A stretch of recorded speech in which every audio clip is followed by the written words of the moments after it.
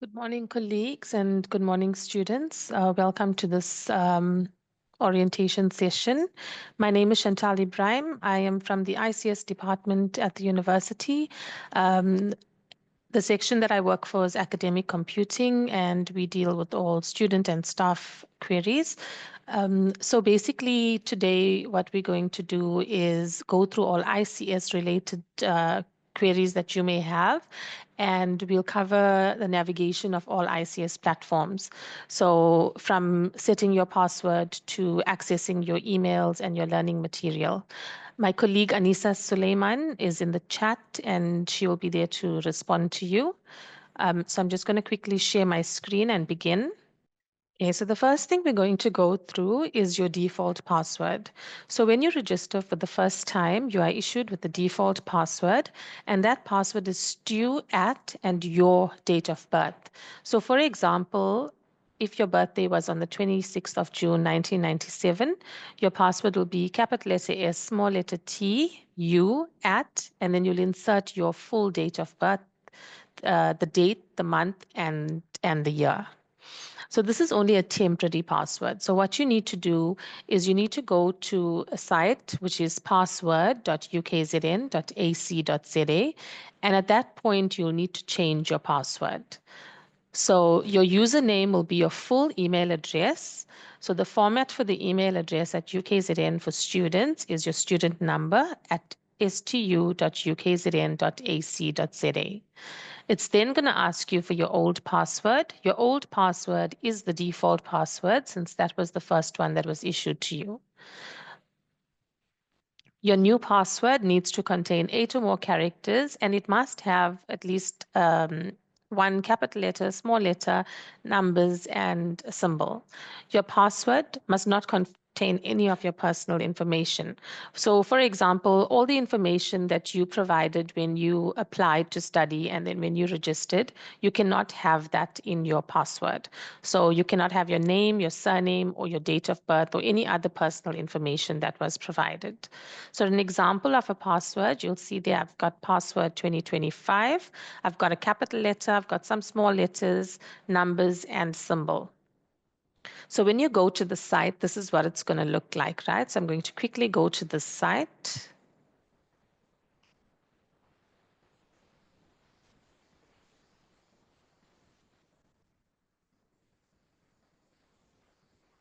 So this is what you're going to see when you go to change your password, right? So at this point, you're going to put your full email address. So I'm just going to use so your student number is 9 digits. I'm just going to use those numbers. So you will put in your student number there, right? Then you're going to type at stu.ukzn.ac.za, right? So the old password, you're not going to see it if I type it, but this is going to be the stu at your date of birth password, right? And then you'll choose your new password. If once you click on submit, you might get an error if you haven't met any of these requirements. Okay, so you have to make sure that you meet all of those requirements when you're trying to reset your password.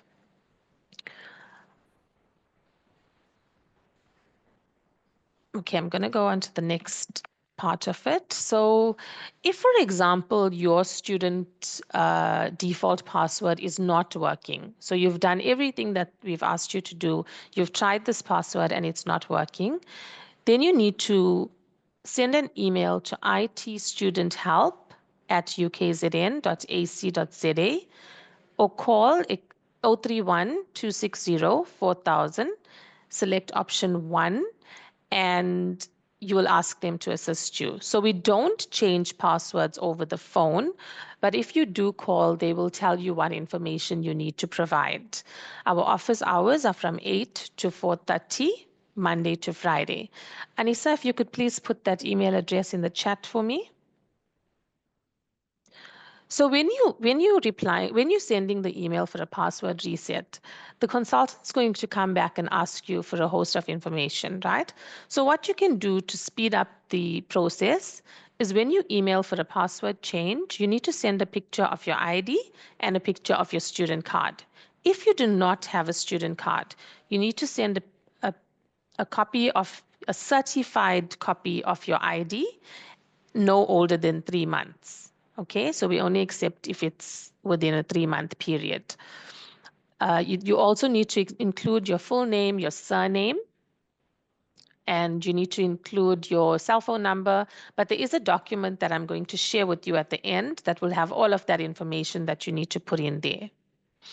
So UKZN uses something that's called a single sign-on. What this means is that the LAN password that you change at the beginning is what you will use in all the ICS systems. So for example, you're going to use the same username and password for your email, for Learn, which is where you access your learning material, for Student Central, to apply for your parking disc, right? So it's just that one password that you're going to use. So very important, you must not share your credentials with anyone, not your friend or your family members. These details must only be used by yourself, because if somebody logs on with your account details and does something malicious, you will still be responsible for whatever was done. Also remember that if you need help and you call us or you email us, we can only assist you. So we do not assist if a parent contacts us or if a friend. It has to be you that contacts us. Okay, I'm going to go on to the next part. Give me a second.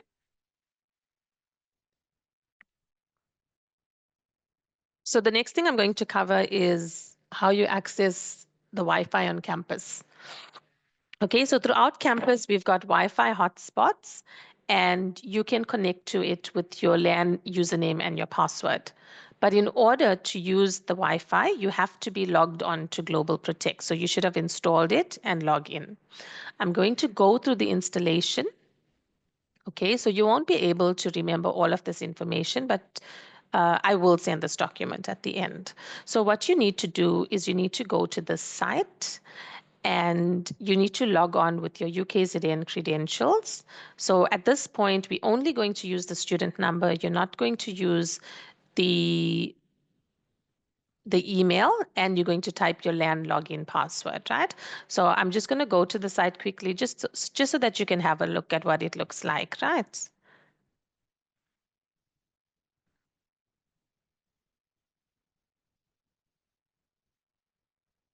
Okay, so this is the site that you will go through. You're going to log in with your student number.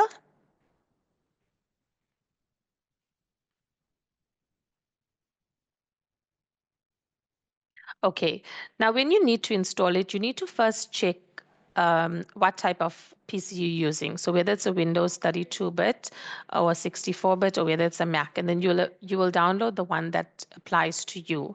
So how you can check these specs is that you can right click on this PC. There's an icon called this PC. You can right click on it and click on properties, and then it will tell you which one you need to download, right? So you'll click on download, and then you'll need to save this installation file, right? So I've shown you the website. I'm going to quickly go back to the document. Okay, so we've covered this and we've covered this, right? So this is the screen that will appear, and you'll choose the one that applies to you. Next, you're going to accept all of the defaults by clicking next on each screen that appears. Okay, so you'll carry on clicking next, and then it will install. You'll get a progress here that will show, and you'll click on close once it's installed. So at this point, this screen will come up.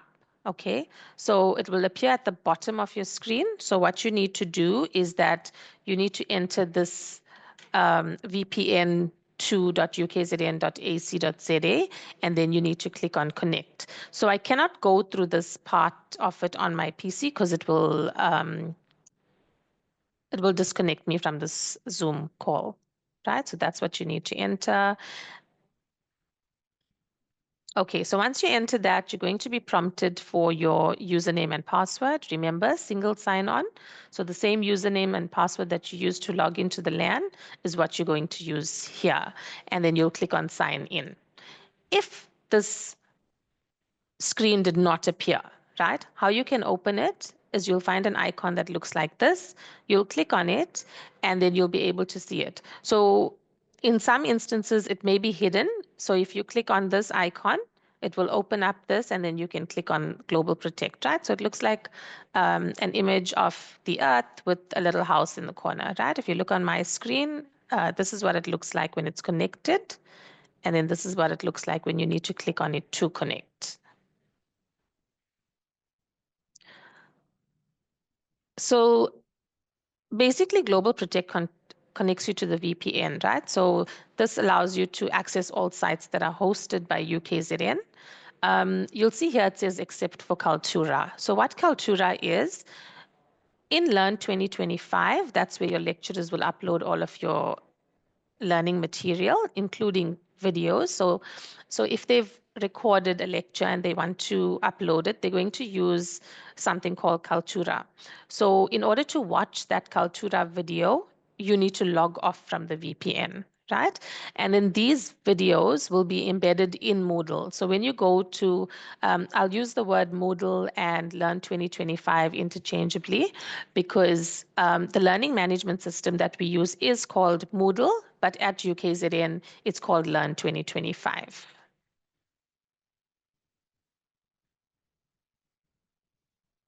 Okay, so the next thing we're going to do is how to access your email.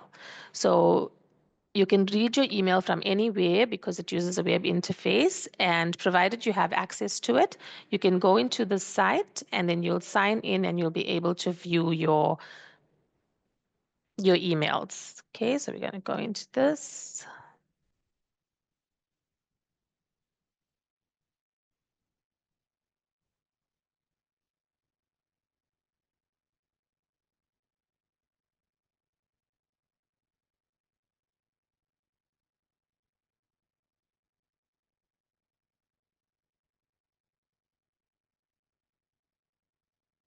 I think I was already signed in.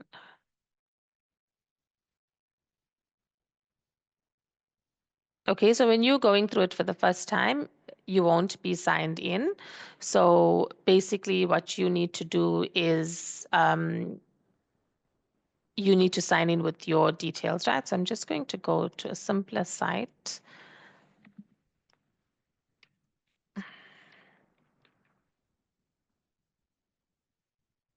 So this one is called my.ukzn.ac.za. I'll add this to that document. And then this is what you're going to see, right? So you're going to click on login.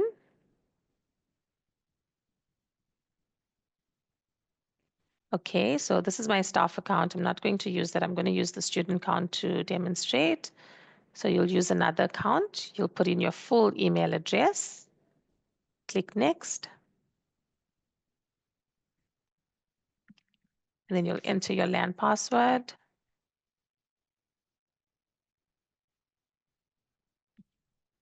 So we have something called multi-factor authentication, right? So once you install that onto your machine, you'll basically get this information where you'd go, it will tell you where to go. So it might say go to YouTube or go to your mobile app on your phone and select this number, right? So I'm just going to see if it comes up on my phone.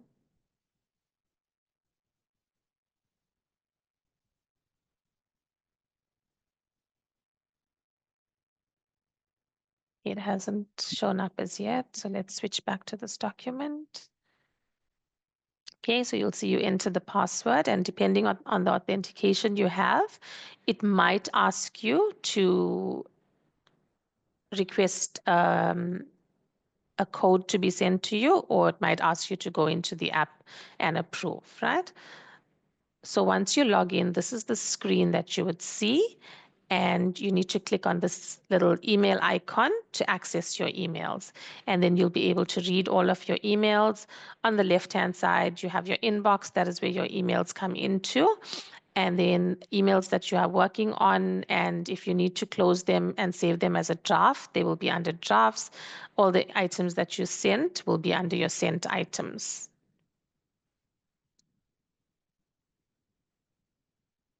Okay, so we've done email. The next thing we're going to do is your Student Central. So I won't log in, I'll just show you the site. But here as well, you're going to enter the student number, you're going to press process. And then once it asks you for the password, you're going to enter the password and click login, and then you'll click on the relevant tab. So for registration, you'll click on self-help, and then you'll have iEnabler where you can go in and register. And then you have administration. You can change your details here if you need to update your cell phone number and stuff. And then under achievements, so you'll notice as the semester progresses, you will have some tests and then eventually you'll have exams. So you'll click on achievements and you'll click on class marks to see your test results.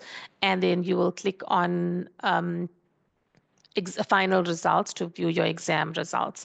So the test marks are not entered like at a specific time. So for example, if you wrote a test today, it doesn't mean that tomorrow your marks will be up there, because you need to bear in mind that your lecturer needs to mark them, need to go through it.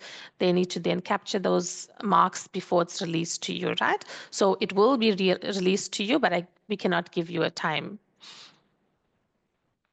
Okay, so that's Student Central. And then to log out, you'll click here. So let's just go to it quickly.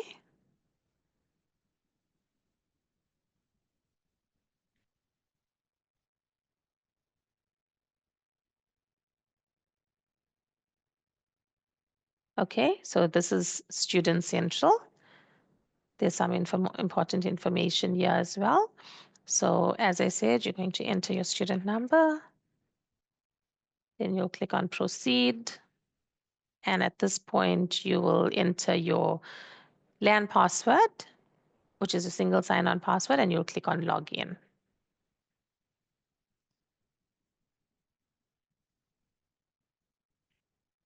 Okay, so the next thing I'm going to cover is really, really important.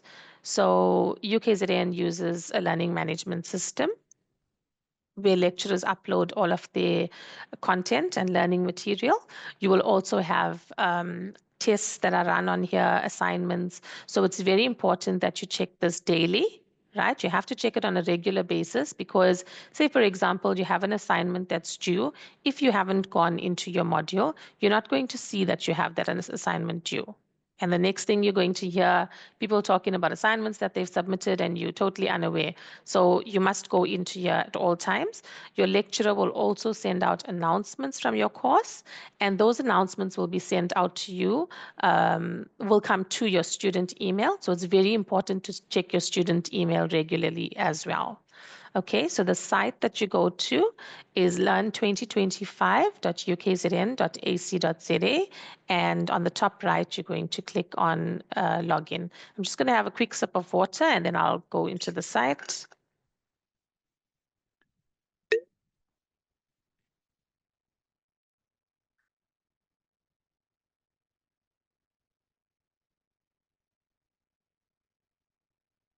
Okay, so this is Learn 2025.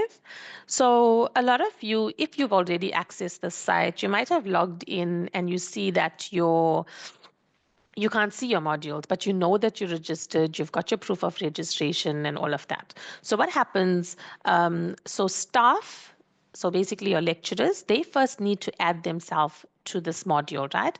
Once they've added to the module, then we create the account on Learn 2025, and then your lecturer takes the time to actually compile everything and upload all the material for you.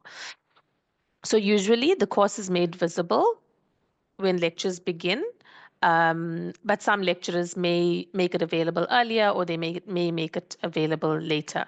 So if you have registered and on your proof of registration, you can see all your modules, you will definitely have access to these modules. However, when you look at it, you'll see that I don't have those courses, it means that your lecturer has not made them available to you. If you feel like, a week or two has passed and you still cannot see your module, then what you need to do is you need to contact your lecturer to ask if they can make that module available. So ICS, once we add the lecturer onto Moodle, that module does not belong to us, right? So it does not belong to ICS, it belongs to the lecturer. So we cannot make any changes to that course, we cannot upload any material, we cannot give you permission to submit late, and so basically it's and also we cannot make the course visible, right? So it's only the lecturer that can do that. If you do not have the lecturer details, you can contact the college admin and they can provide those details for you. So I'm going to click on login on the top right, put in my student number. So remember, I just want to take this out quickly. So remember I said to you that this is Moodle, right? So we use Moodle, but we've renamed it and we've rebranded it so that you can see it's for UKZN. So this username or email, it comes with the system, right? But remember now, for this system and for most systems, you don't use your email address. You only use your username. So your email address is only used when you're changing your password, and your email address is used to log into your email. So if you're having a hard time, say you log in, and so I'm going to do it wrong first, right? So I'm going to log in with the incorrect details. So I put the full email address.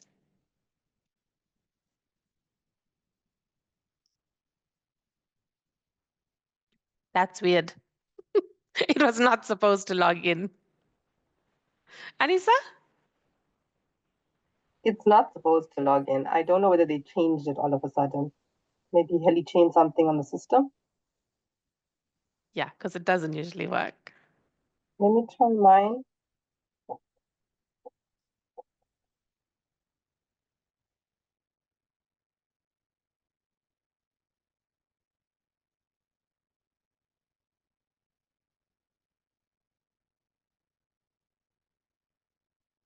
I'm not going to take it that you're laughing at me. I'm going to take it that you're laughing with me.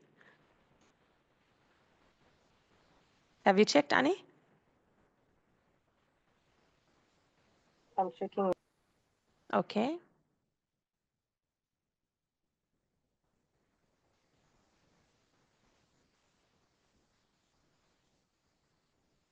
Okay, while we're waiting for Anissa, let's just do this UKZN chatbot. So on the Learn website and as well as the UKZN website, you'll see that we have a UKZN chatbot and you can send queries here. Chantal, mine also logged in with my Okay, so we email just address. have to I think they confirm. changed it. Yeah, you may have Okay, to check all it, right. Betty. Yeah, okay. So I think they've made the change because we used to have a lot of queries where student and staff as well would try to log in and they'd get an invalid login. Okay. Um, so perhaps they've changed it just to make it simpler for everyone and then we don't get so many queries. So this chatbot, you'd send a message to them and then they would reply to you, right? So I'm just going to close this for now, but you know that it is available and you can't use it. You can use it. You'll see here they haven't responded, but they are saying that they're currently replying in under 20 minutes. So it's a very busy time for us. So they probably have a lot of chats in the queue, right? But you will get a response. So I'm just going to close that for now. So I'm logged into my student account. So when I click on home, this is what I see. So these are all the different colleges. This is your ICS details. And then you'll see at the bottom here, I've got my courses. So we each have a sandbox, which basically represents what a module will look like. And I am a student on all of these modules. Okay, and then we have the dashboard. So the dashboard, if you have items that are due, you will view it in this calendar, right? So you can look at that to just make sure that you have, you know, which dates and you know, you'll have a holistic view and you'll be able to say, okay, I don't have much time between submissions. This is how I can plan my work. The next thing you need to click on, this is very important. You're going to click on my courses. and you'll see that your courses are here, right? So I'm going to show you a few options. So let's say, for example, you can't see that module, right? So remember I said the modules will only be available when the lecturer has made it visible.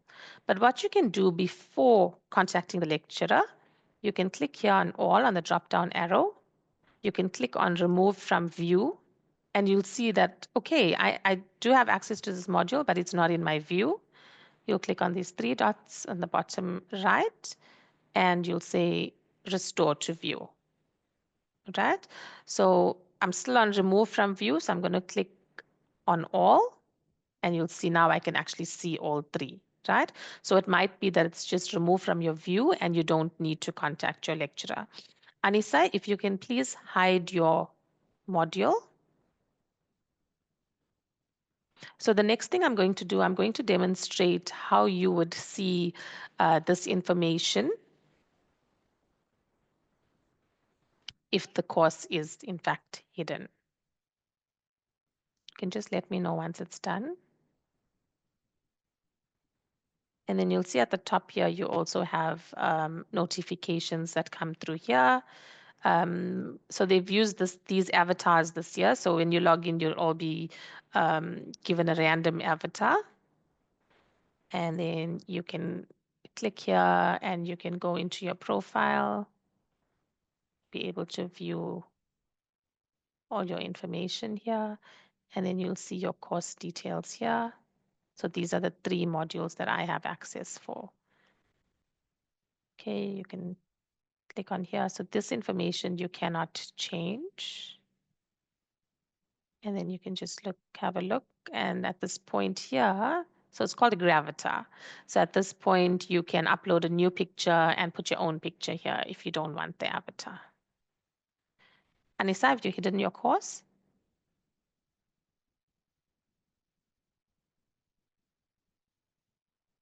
Anissa, are you there? Sorry, yes, yeah. Have you hidden your course? Yeah, I think it is hidden. Hold on. Okay.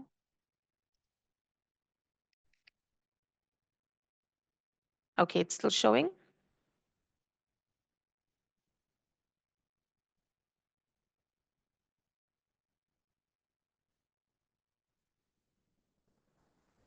Okay, so basically staff and students use the same Moodle or Learn 2025, right? So these guides do not apply to students. They've been uploaded for the lecturers so that they can migrate their contact and they can assign themselves to the module. So these guides don't apply to students, but you will see it because it's uploaded on the entire site. Anisak, is it hidden now?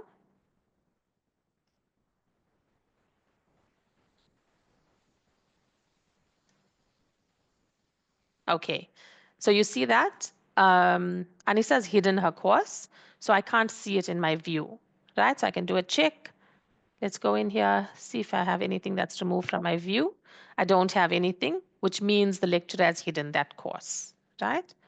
So I'm going to click here again. And then I just want to show you what I mean when I say the lecturer has hidden the course, right? So I'm going to log on with my staff account. And I'm going to have a look at my student account.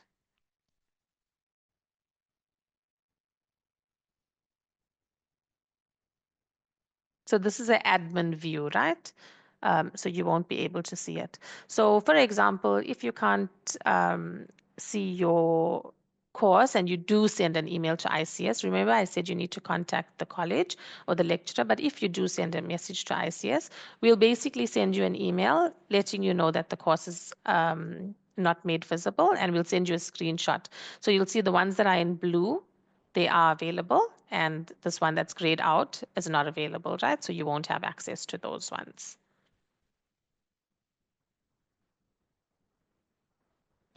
Going to go back into the student account.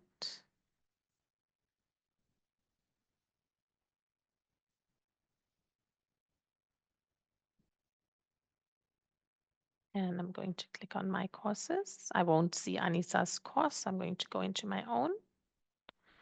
Okay, so this is what your module will look like once you log in. So you can view the course with all of its contents, and you can view participants.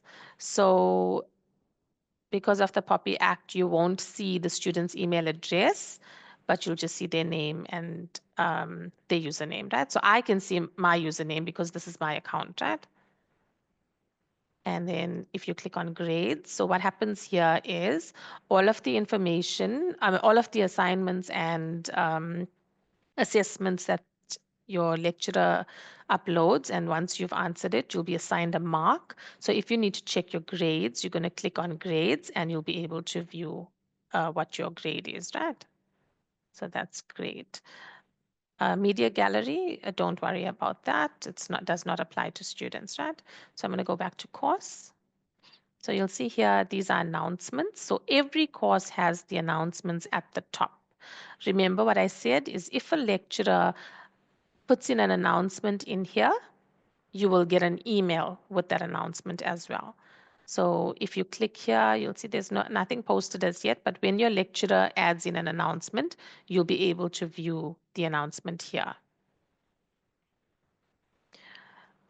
Take note of the icon. So you see the announcements is this little orange icon here, right? And then assignments look like this. So it won't say assignment 1. It might have other information. So you'll see it tells you when the assignment was opened and when it's due. So you can click in there and you're going to click on add submission, right? So this one's overdue. I'm not sure if it's going to allow me, but I'll just try. Okay, so with assignments, your lecturer might ask you to do online text. So say, for example, they've given you an essay question and they want you to type it in Moodle.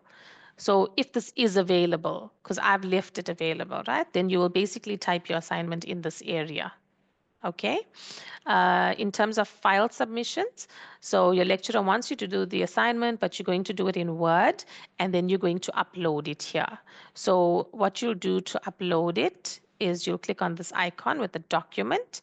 If you're uploading a folder, you'll click on this icon, right?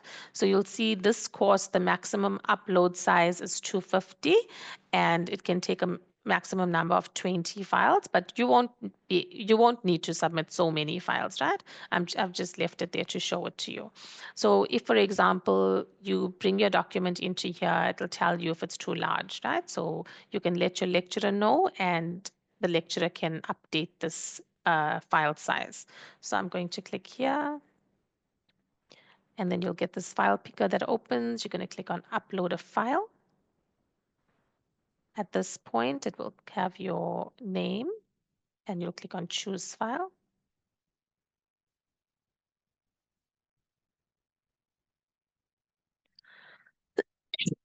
Excuse me.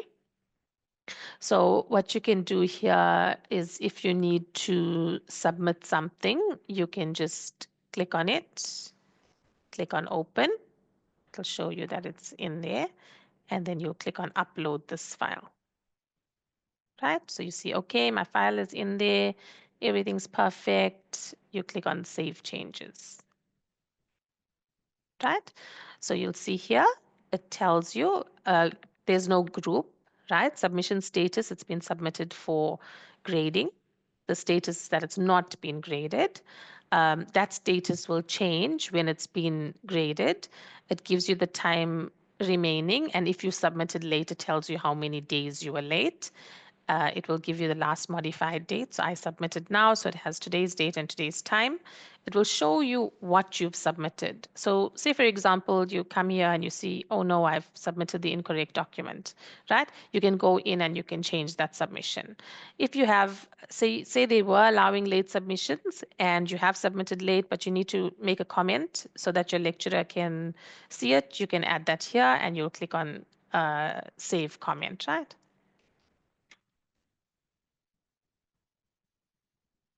So you'll click there and you'll see your comment will be here, right?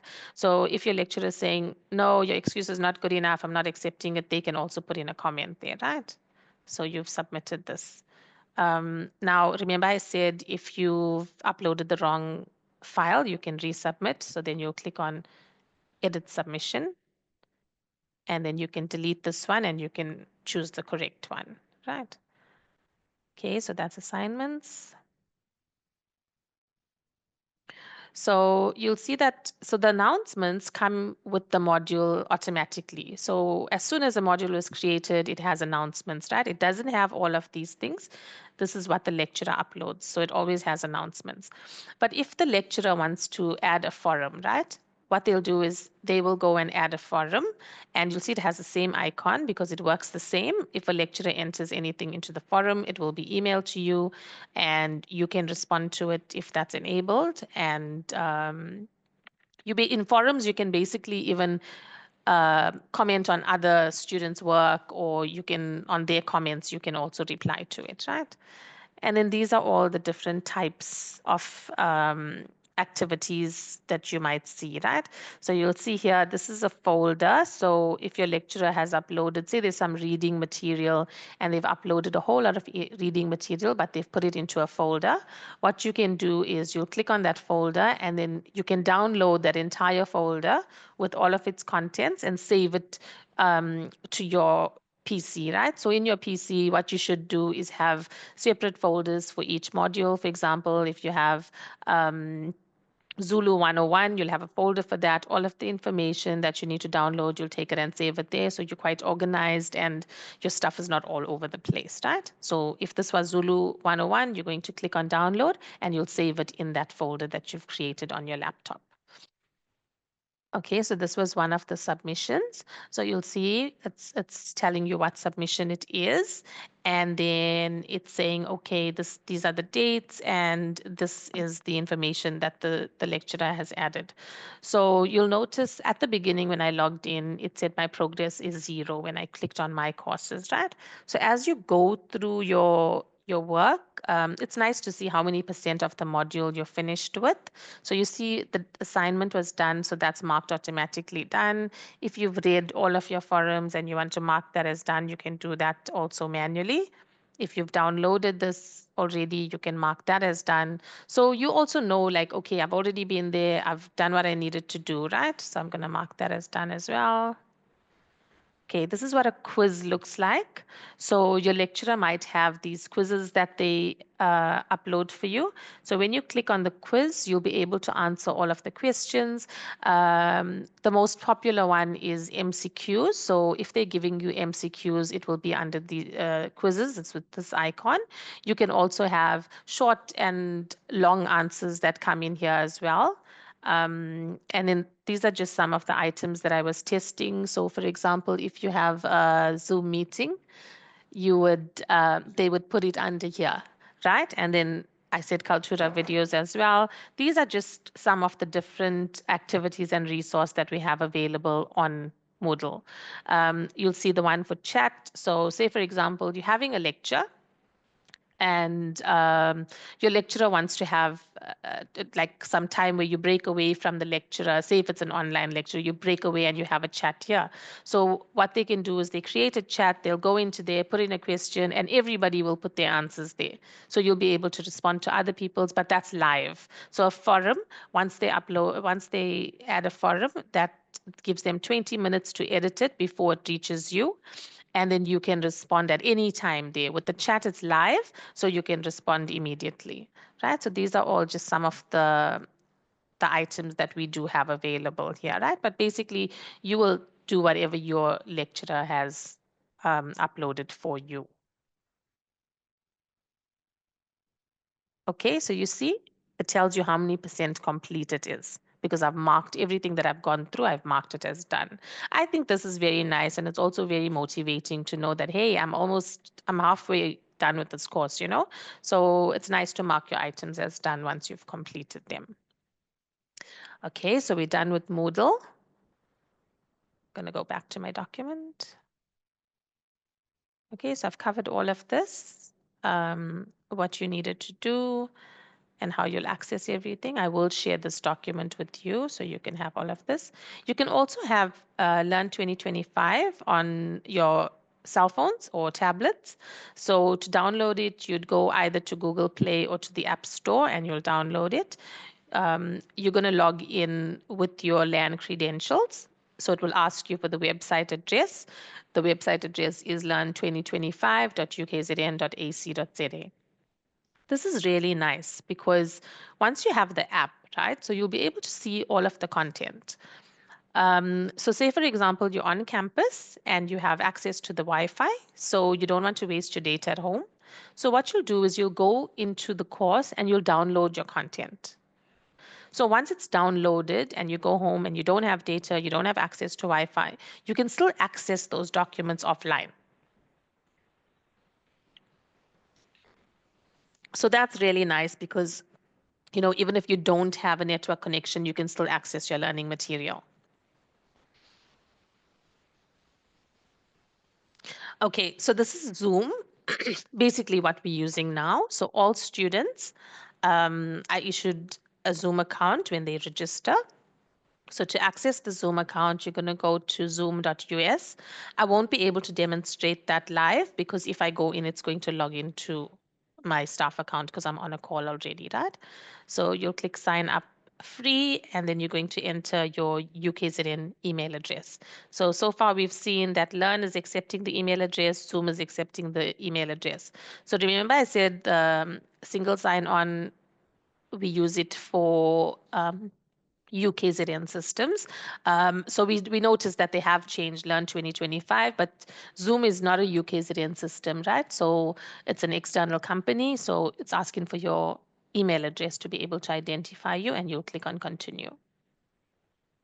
You'll then receive a code in your student email, and you can click on Open Outlook, or you can go into my.ukzn.ac.za if you don't have the Outlook app installed on your phone. Sorry, on your laptop. So you'll enter the code. So if you already have an account, it will give you this message saying that you already have an account, and then you can click on this link to sign in. If you don't have an account, it will allow you to create your account. So you're going to put in your email address and your password, and you'll click on sign in. So they also use a one-time passcode verification that will be emailed to you.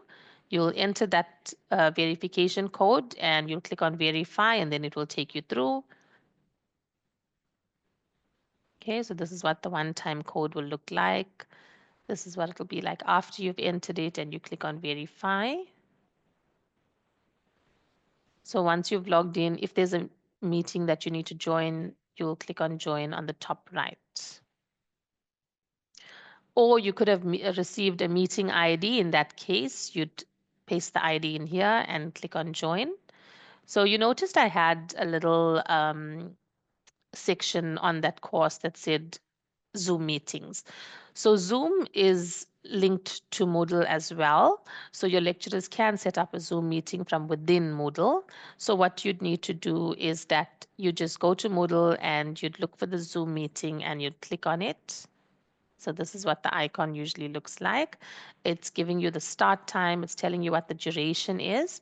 So download iCal, that's downloading it to your calendar of your email, right? So what happens is you would get you'd get a notification like 15 minutes before to say, hey, you've got a Zoom meeting coming up at this time.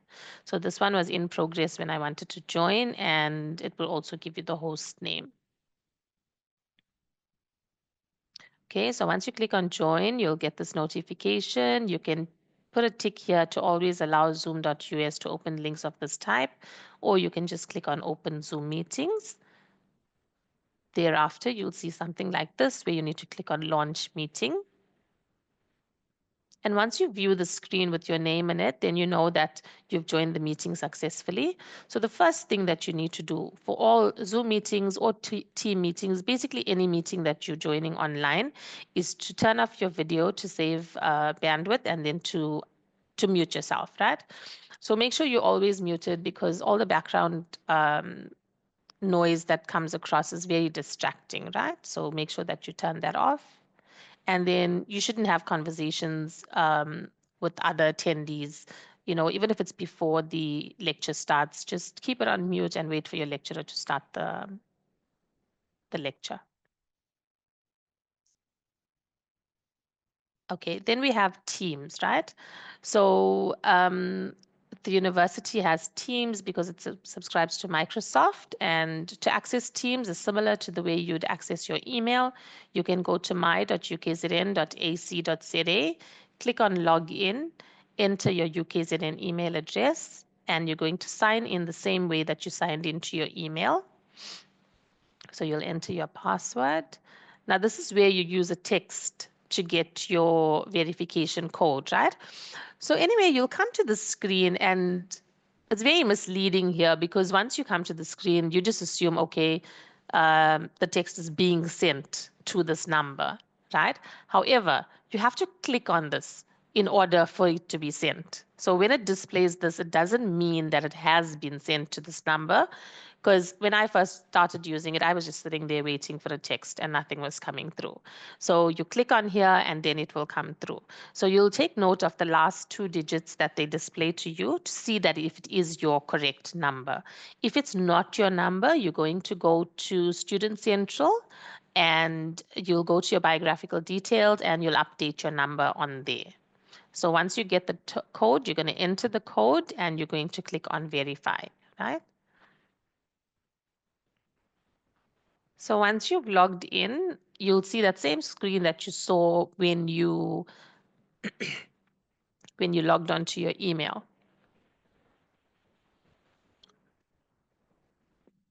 So from here, if you wanted to access your Outlook, you could go there, you could click on Teams, and then you'd go into Teams, right?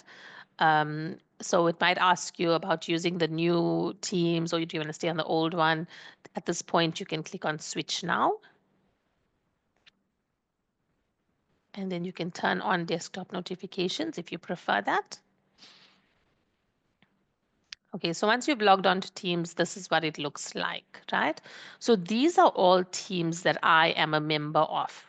So for example, if your lecturer creates a team, you will see your team here. If you click on it, you'll be able to join it, okay? So, so Teams is also used for collaboration. So say, for example, you got a group assignment and you want to work together in a team. So what you'd do is you'd select a person that's going to create the team. So here where it says join or create team, you'll create the team, then you'll enter the email addresses of all the members in your group, and you will create the team and everyone will be added to that team, right? So when they click on Teams, they will see the team that they've been added on. If they click on Chat, they will be able to chat with each other. So you can chat to other students, provided that they are logged in to Teams and their status is available. Once you go into the team, you'll see that there's places where you can upload files, and you can also, for example, open a Word document, work on it, and all of you can work on that document. So while someone's working, you'll see a little icon with their initials. So you know, okay, my partner is working on it at the moment. I'll come back and work on it later, right? So it's very nice to work in teams when you have group work. Okay, so then if someone's created a team, they can also provide a code that you could use to join the team, or they could just add you to the team, right? Or you can click on create team here. So that's basically everything concerning the ICS platforms. The next thing I want to do is Grammarly. So we have something called Grammarly that has a plagiarism checker, and it also assists you with your writing and your spelling and basically everything that has to do with your writing. It'll give you options. It will give you suggestions of what to change, like to say, okay, this document, this writing is a bit too wordy. Someone's not going to understand it, right? So I'm going to go to that quickly.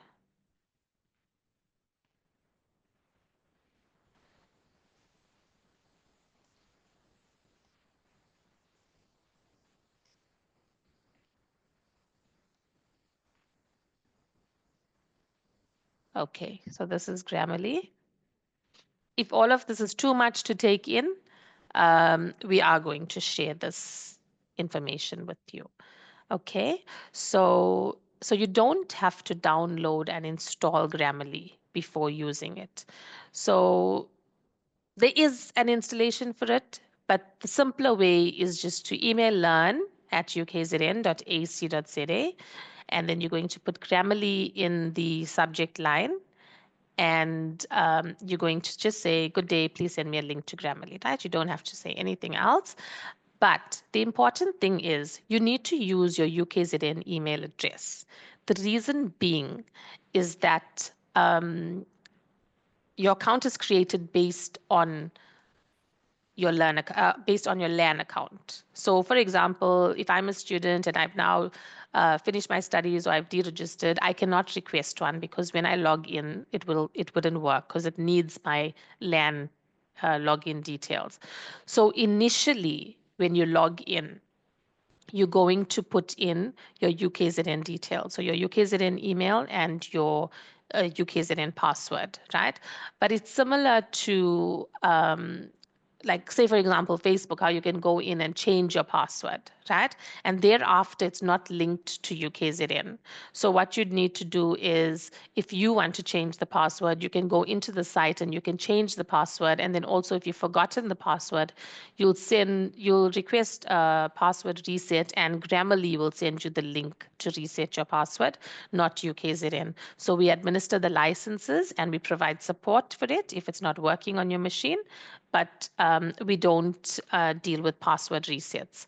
So there is going to be a change maybe in a month or so. Don't be overwhelmed with this for now, right?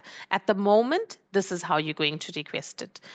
We're planning on changing to something called SSO. So remember that single sign on.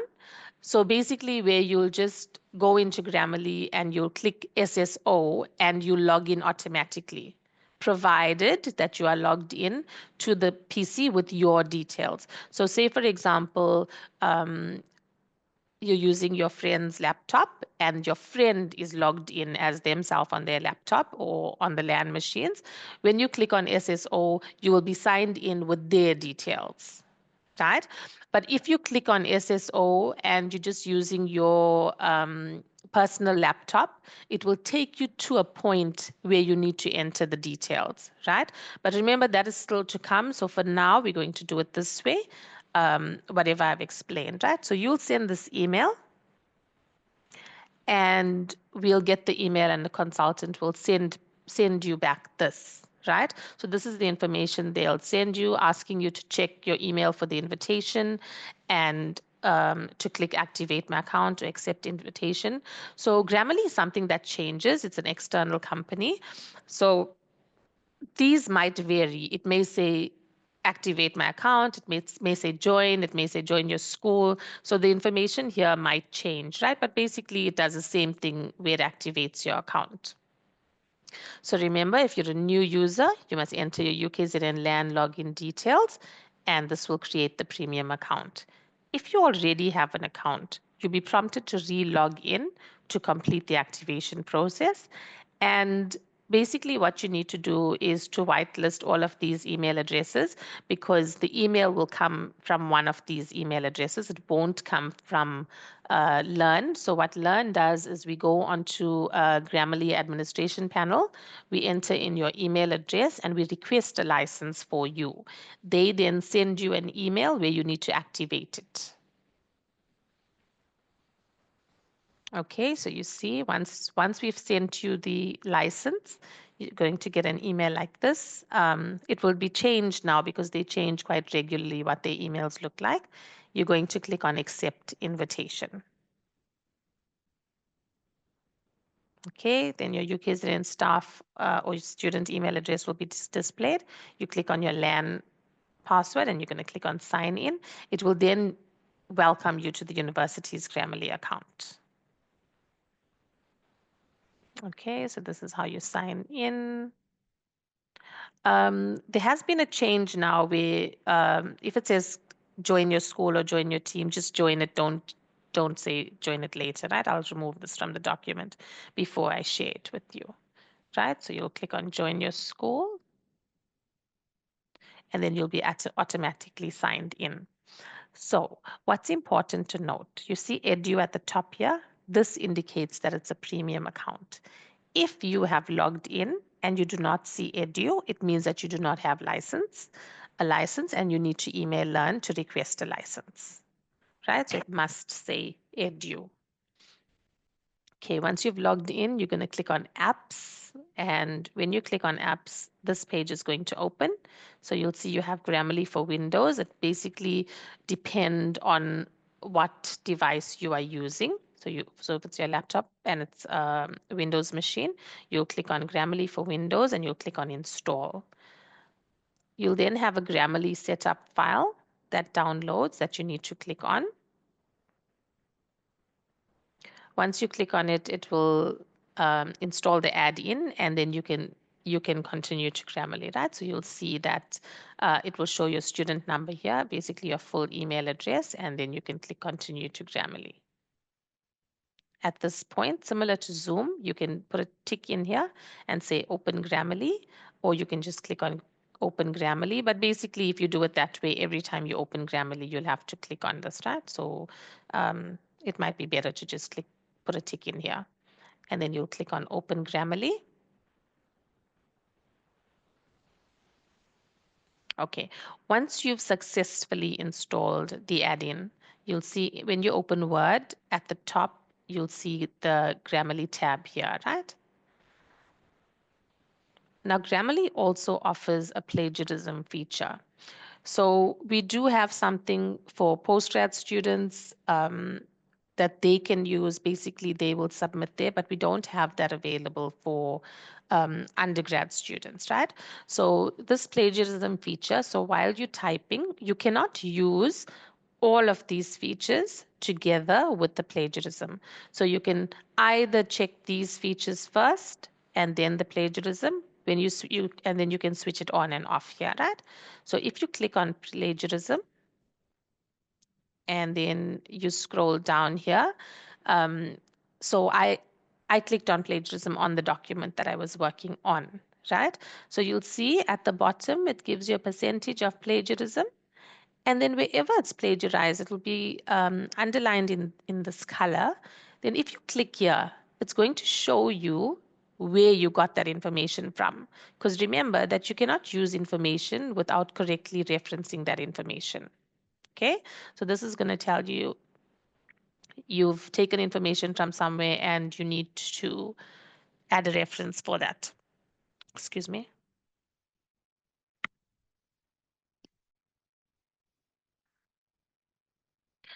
Okay, so when the let me just go back here. When the plagiarism feature is turned off, then you'll have correctness. That's if you spelled incorrectly. It will give you suggestions to change it. And then clarity, basically the way we speak, if you speak in the past tense and it doesn't like that, it will underline it in blue and it will tell you this is the problem, right? So most times you can leave that as is because there's no other way to say it. Correctness will be in red, and you also have something where they check your what is it called? Okay, there's something where they check where they'll underline it and they'll give you a suggestion like you wrote it and it was too long and it wasn't making any sense and you didn't have your commas and your apostrophes in the right places. So it will give you a suggestion and you can either choose to accept that suggestion where it will, once you click on it on the right hand side here, it will change all of that information, right? And then you can also use Grammarly in your email. So once you have the add-in, it will be added to your email and your Outlook, to your Outlook and your Word document. And then you'll click on Open Grammarly, and then you'll notice as you type your email, it will give you suggestions of how to change the wording so that it's the recipient can understand it better. It will correct your spelling errors and all of your grammar errors. So these are some of the frequently asked questions, right?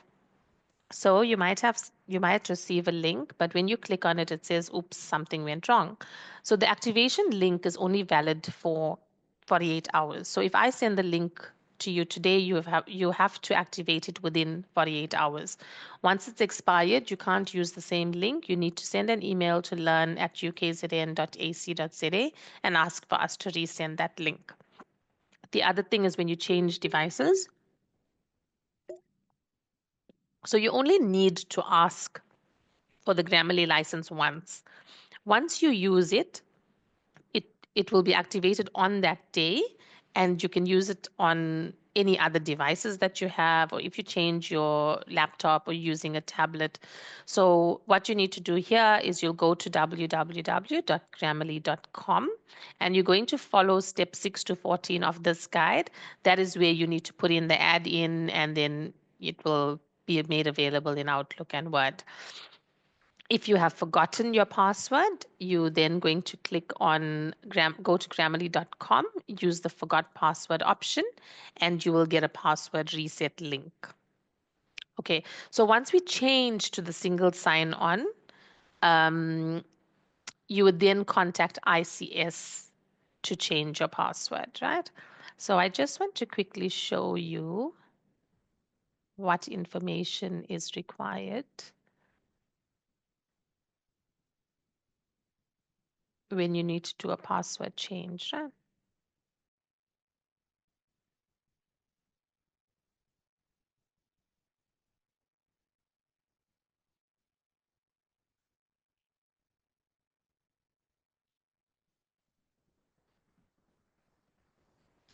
So basically, when you email IT student help, the consultant's going to send this back to you, right? But if you can send all of this information in your initial email, your query will be resolved much quicker. So I'm going to put this in the chat, and you can maybe just copy it and keep it.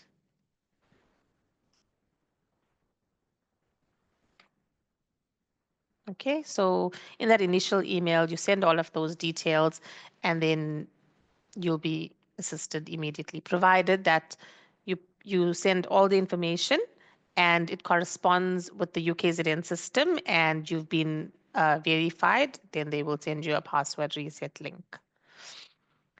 Ayanda, that's all from me. We've covered everything, so we can move over to Pindi, and then we can come back to answer any questions that students may have regarding whatever I've covered. Thank you so much, Chantal. Please, can you share your document on the chat box for students to access? Thank you so much. Okay, I'll Pindi, do that. over to you.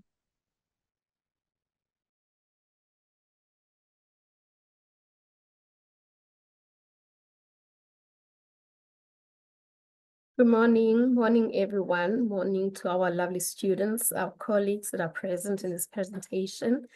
Welcome to UKZN, to our new students. We are so happy that you have made us a university of your choice. I can assure you, you're not going to regret it.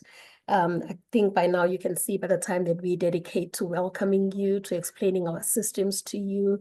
Thank you, Chantal. Thank you, Anissa, for such a great job on your presentation in covering on the passwords. That is normally an issue with most of our students, especially when they're new. Even returning students have the same issues. Thank you so much for being here and taking time out before you start your classes on Monday. And I hope all of you are ready. And those who needed to move into residence are already at residence. And if you haven't, please try and do so. Well, welcome to UKZN. My name is Pindi Smelane. I am in the College of Law and Management Studies, where you are going to be studying. I'm in the academic service unit. While we are a big unit, we've got schools that we work with, we've got other units like ICS that we work with. But what I'm going to go through with you today is just a few issues that have to do with registration, that have to do with admissions. I know that most of you have already accepted your offers. If you haven't accepted your offer yet, we are actually full in all of our programs. We are not going to be looking at anything else, at anybody who's submitting a request to change and anybody who hasn't accepted an offer and they would like to accept an offer at this time. And if you haven't accepted your offer thus far, you've actually received an SMS to say that we cannot take you in, unfortunately, because we've run out of space. Well, if you have accepted your offer, I just want to take you through a few things. I know you've encountered quite a few problems because we see them, we work with you on the system when you accept your offer as well. I'm just going to outline them. I'm not going to display them on the screen. As a unit, we look at different issues. We help you as a student. These are the services that we actually offer to you. We do the assessment of your application. When you apply through the CAO, we assess your application to see if you meet our entrance requirements, and then we make the necessary offer. If you need the residence, we offer you a space to study plus the residence, or we offer you something that you actually do qualify for. Now, during the assessment stage, we look at the application, we'll make the offers, and then we look at the acceptance of offer. The acceptance of offer process, as you might know, since you are here, as you might know, it is a university process. It doesn't have anything much to do with the CAO. The CAO is only used for application.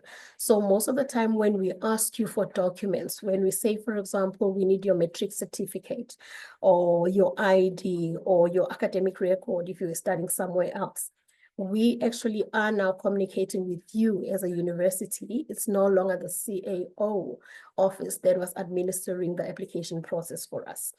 The issues that are embedded in that process are issues of communicating directly with the CAO instead of communicating with us, the UKZN, because now basically we take you as our student because we want you, we offer you a place, we've offered you a place, so we are communicating directly with you. We don't need a middleman.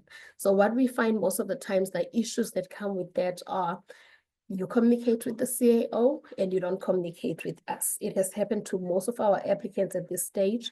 We've offered them offers or we've asked for documents. They've uploaded the documents in the CAO website instead of giving the documents to us as UKZN, sorry. So that creates a problem because now we need to communicate directly with you, not through the CAO. So we expect you to communicate back with us instead of communicating with the CAO. Other issues that we have when it comes to the assessment stage or the acceptance of offer stage are incorrect documents. When we say we require your matric certificate, we don't require the statement of results. There's a difference between the two. If you've just finished your matric now, you wrote your exams last year in 2024, you obviously do not have a matric certificate, and that we know, we understand very well. So we will not request that from you.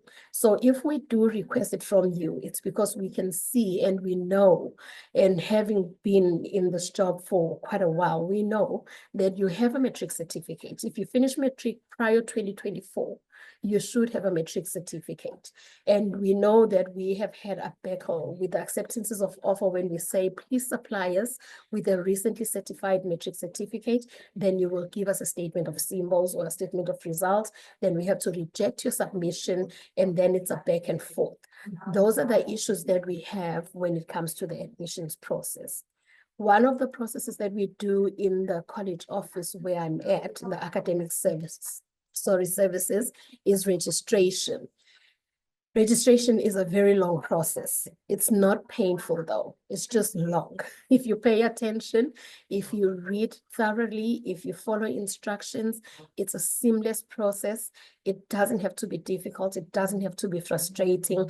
The issues that we have normally, the biggest of issues is skipping steps when it comes to registration. I will display a document that has steps to follow for registration. If you skip any of those steps, then you encounter a problem because you cannot go to the next step before you fulfill the requirements of the previous step. Two, the second problem that we have that is a main issue when you register is incorrectly using the request for assistance. I will show you where that is found. If you tick that box to request for assistance, you have to wait until somebody assists you. So the system is saying, oh, okay, you need assistance. So we know that you can't go further, you can't continue. So your registration is going to be frozen until somebody uses that to respond to you. So if you carelessly use that to say, for example, oh, thank you for accepting me at UKZN. I'm so happy that I could use your system. I'm looking forward to studying at UKZN. You are actually putting your own registration on hold because the system is not reading what you have typed out. The system is recognizing the prompt that you need help. So it's saying indirectly, do not go any further to create more problems for yourself. Receive the assistance that you need first and then go further. So I'm just going to display this document for registration. I know it might not be as visible as I would like it to be, but I'm really hoping that you can be able to just see the writing on it.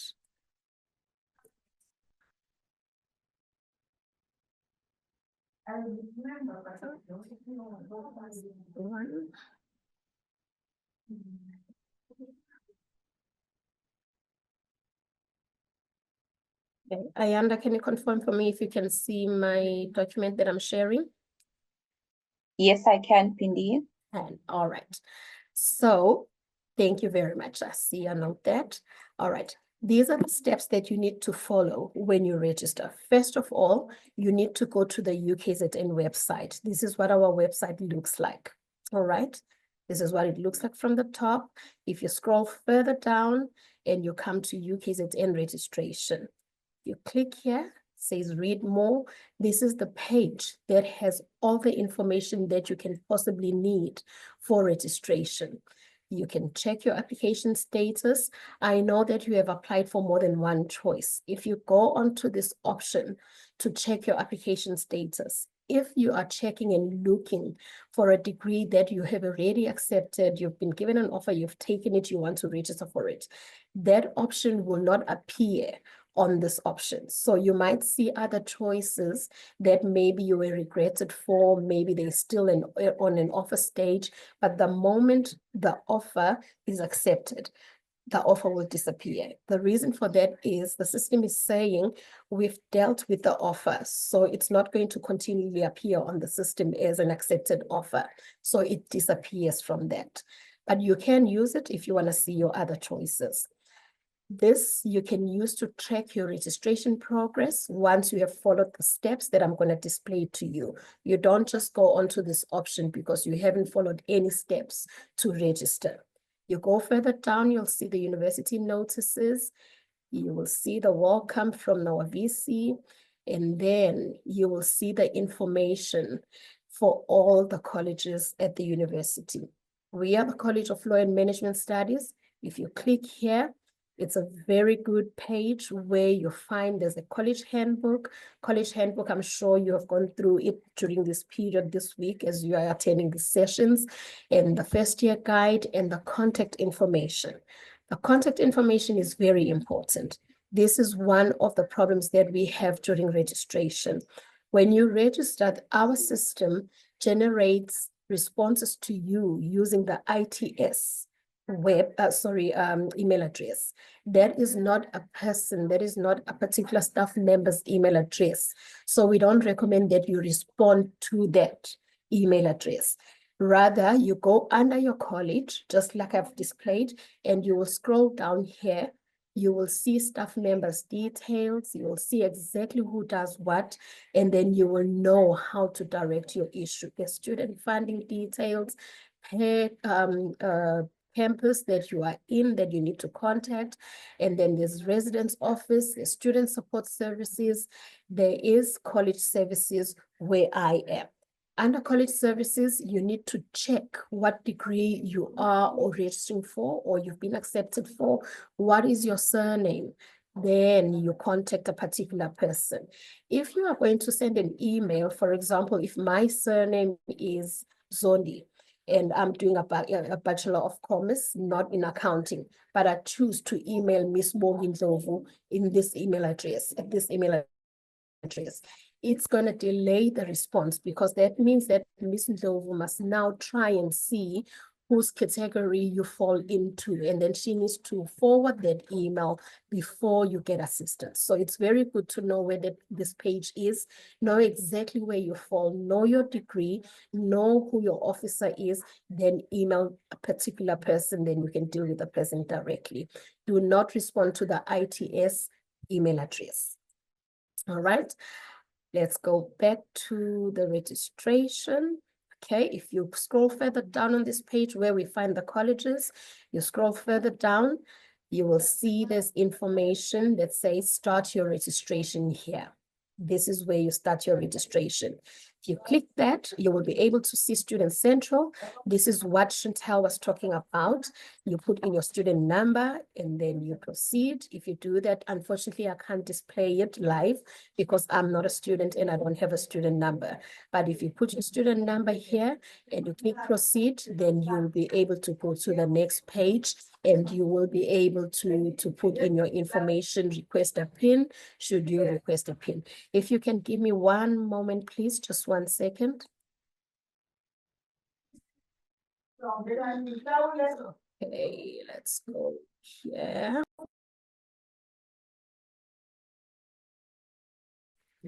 I'm so sorry about that. All right, okay.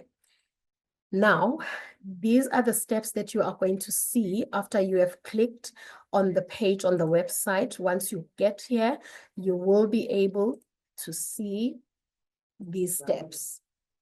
Okay, not this one. Not this one again. All right, there you are. This is what the registration screen is going to look like. So after the screen where you've put in your student number, you have put in your login details, you're going to have an option that says click on self-help registration. Then you click on that. This is the first page you are going to see. I've spoken about or I've mentioned not skipping steps on the registration process. Please do not skip this step. What happens is because the options are already there, immediately your eyes go to new registration because this is what you are trying to do. So you go under new registration. Please do not do that because that means you have skipped 5 or 6 steps before that. You need to go through each and every step. This step of rules and regulations is very important. This is basically your contract with us as a university. It's very important to actually read through it before you click a yes or a no and accept. Read through it, understand what it is. If you don't understand it, go back to the page where there's contact details of staff members, send an email and say, I don't understand what this means. Somebody's going to get back to you. All right. We actually do recommend that you print this and you print it so that you know your rules all the time. Right. So you will click accept. Once you accept the rules, you click on accept the rules, and then the page will take you to this page where there's postal address, where you can actually change your postal address should you need to. If you don't need to do that, you continue and you skip to the next option, which is personal contact details. This is the page that you're going to be in, a contact details link. All right. This is the contact details link. If you need to change your cell phone number, your email address, you can do it on this page. All right. If you don't need to change anything, you click on the next step, which is the new registration. Your new registration page is going to look something like this. I know that you are not registering for the Doctor of Philosophy. That is fine. But the page is the same for all students, regardless of what level of registration you are doing. Here you will choose your majors. We also understand that you are not too clued up about your majors as yet. If you are, all good and well. Choose your majors. These are compulsory fields. The moment you see an asterisk and it's red, you know that's a compulsory field. You will not be able to proceed to the next page before you actually fill in the information on these parts. So on this part, if you click the arrow down, unfortunately, I can't go live again because I'm not a student. So we just made a manual so that you understand what is going on. So you will have all the majors that are offered under the degree that you've accepted. So the degree that will display here will be the degree that you have accepted. That is why the system will not allow you during the acceptance of offer stage to accept more than one offer. The system will allow you to accept only one offer. Once you do that, the rest of your offers will be declined, and normally the decline code will be decline another UKZN choice or something related to that. So when you come to this page, what the details that are going to show are the details for the degree that you have accepted. So the majors will show, any major that is linked to the degree that you have chosen is going to show here. For a BCom degree, for a B admin degree, for a business science degree, you require 2 majors. So the system will force you to take 2 majors. For some degrees, there's a core major. Some degrees do not have a core major. For example, B admin has a core major. So you need to have public administration as your major. Then you can have a second major, say marketing, economics, or any other major that you choose that is offered under your degree.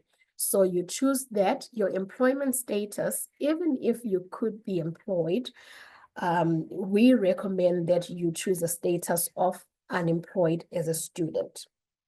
The reason for that is that there is a lot of things that are linked with the employment status. You can put it in to be transparent about it, but you will receive further communication from us the moment you choose that, all right? You will not have this hold.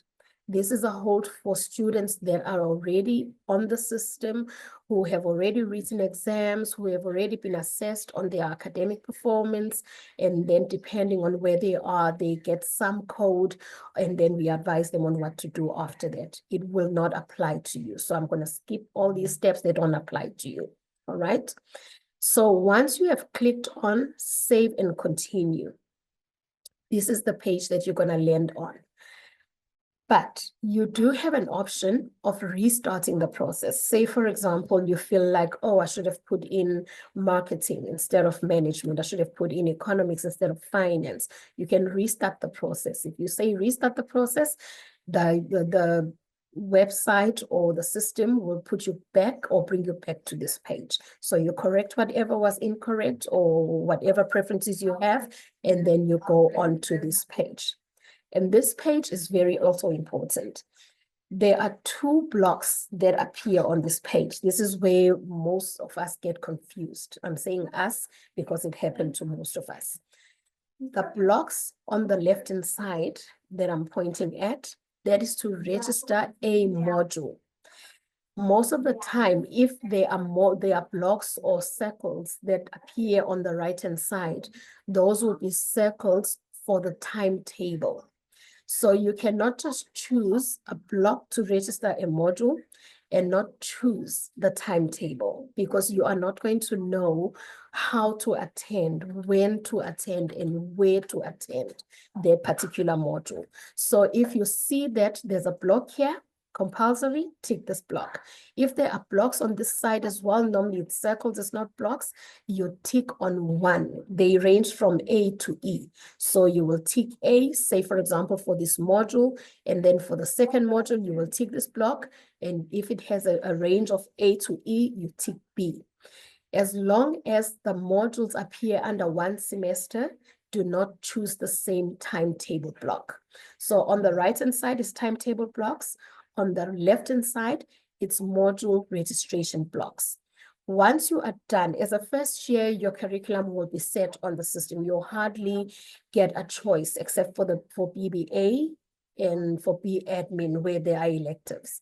But for BCom, any type of BCom, you have a set timetable, you have a set curriculum. So you just need to click on the blocks on the left, click on the circles on the right-hand side. Then you click Save and Continue.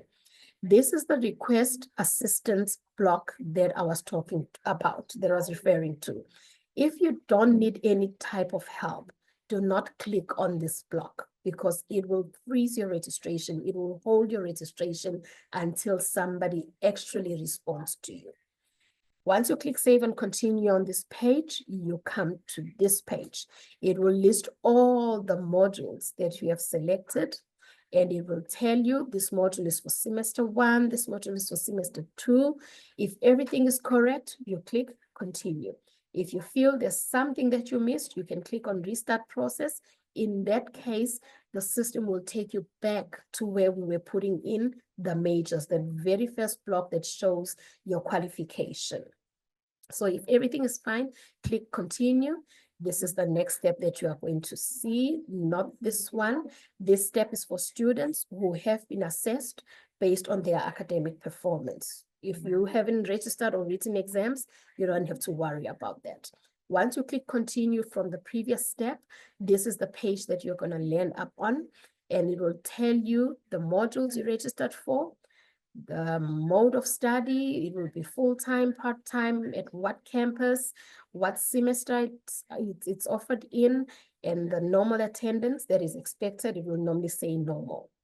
You click continue if everything is fine, not unless you want to restart the process if something is incorrect. The next page will be a page of your fees based on the modules that you have registered. If there are any field trips, there are some modules that require you, but not for the degrees that we offer under law and management. If there are any field trips or any other extra charges that are linked to the particular module, you'll be able to see them here as well. So it will give you the module charge, it will give you the embedded charges to each module. If everything is fine and you are happy with the step, you click accept registration, and the system will tell you you have successfully completed your registration. Please log out and proceed to RMS for your student card, and details of your registration are available on Student Central. You go on Student Central, it's the same system that we are in.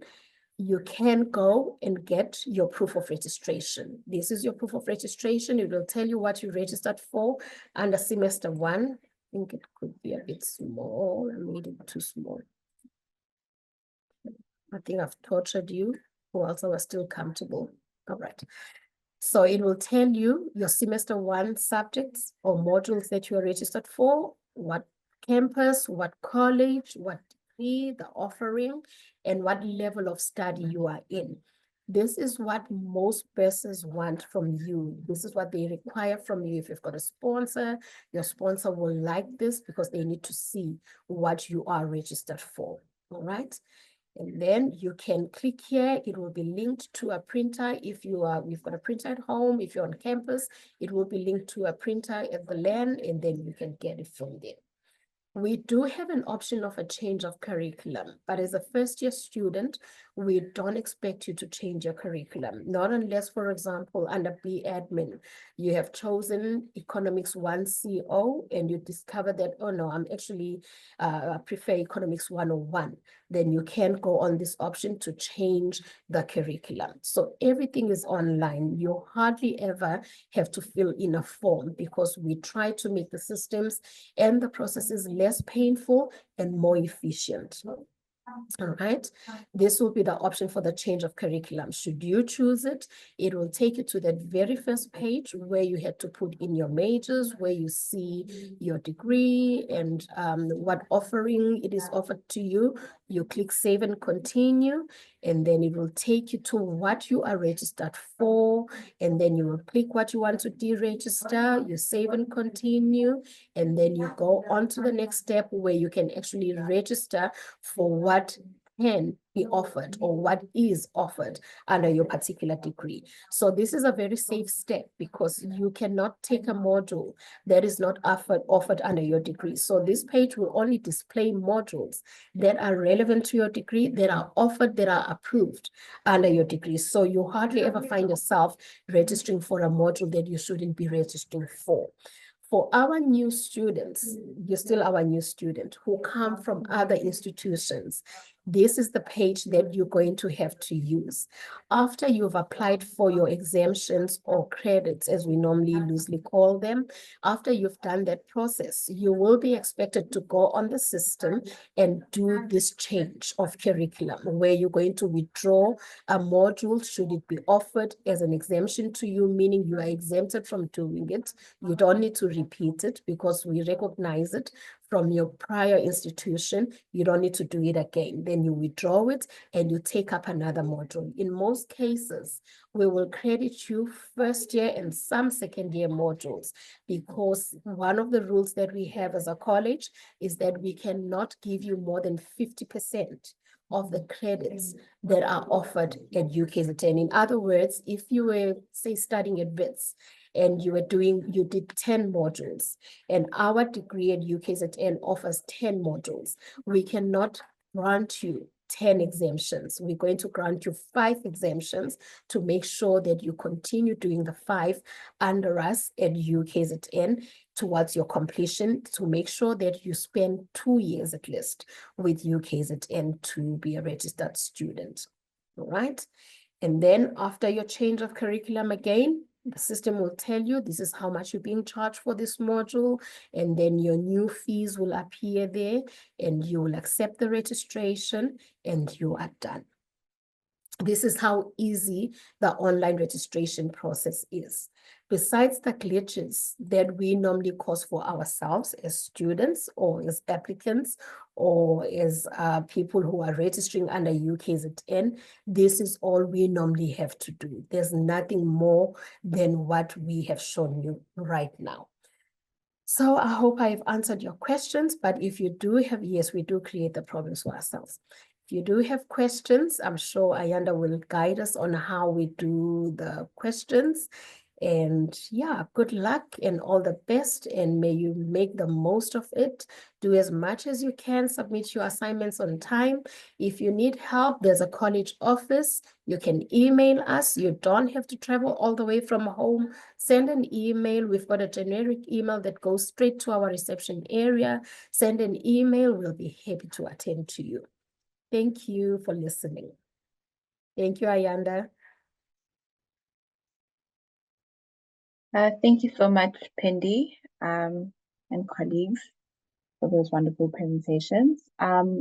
We are now going to head straight to the comments. We have been trying to answer some that are on the Q&A facility, but we do have our colleagues that are still here that will take some of your questions if you do have more questions. So please just put the hand up. You will be unmuted and you can ask your question, and then we will have our colleagues to answer to that. So Nompumelelo, Nompilo, you will be unmuted. Please ask your question.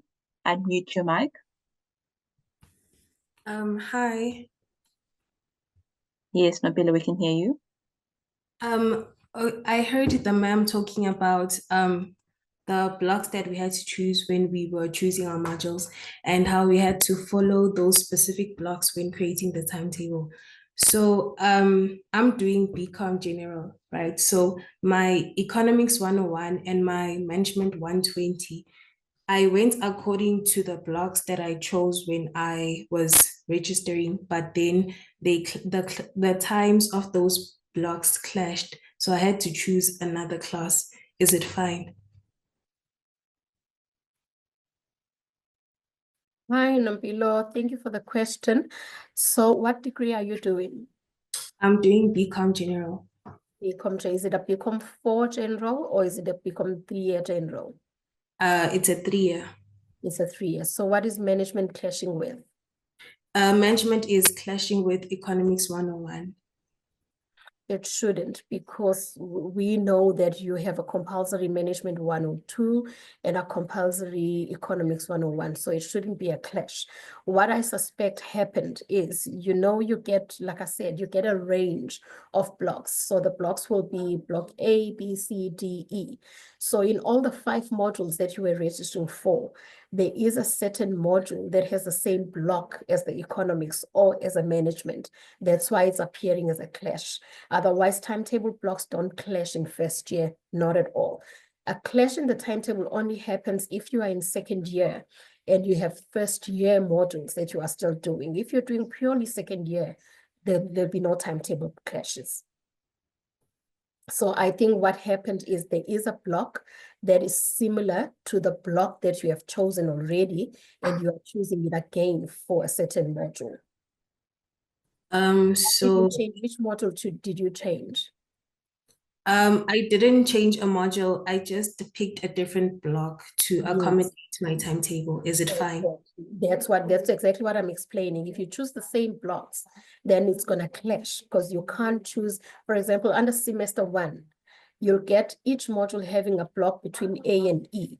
So for first module, say accounting 101, you choose A. You cannot choose A for economics 101 again. You cannot choose A for laws, introduction to law again. You must choose a different block. So that's why the system is warning you that you are clashing your blocks. Otherwise, the modules don't clash at all. You must choose different blocks under one semester. Then you go to semester 2, again, you start again from block A, you choose different blocks for each module. Okay, so can I ask, should I now go change my blocks should I go to change the curriculum and change my blocks again, or should I just leave it as it We is? don't recommend the changing of blocks. I'll tell you why. Each class has a limited number of students. The moment you register, that's why we've got block A, B, C, D, E.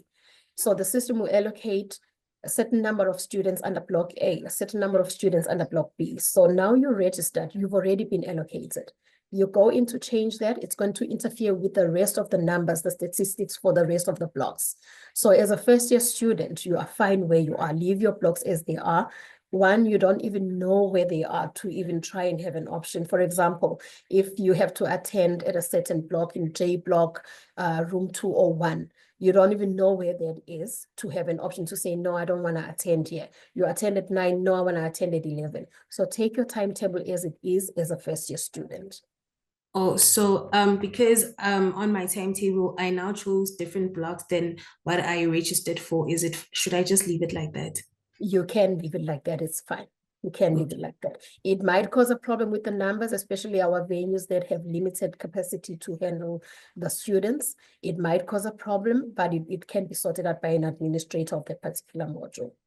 I think we have to give other people a chance to ask as well, Nompilo. Okay, thank you. Okay, you're welcome. Thank you so much, Nompilo. Up next, we'll have Tabani Sitole. Tabani, you are unmuted. Please unmute to ask your question.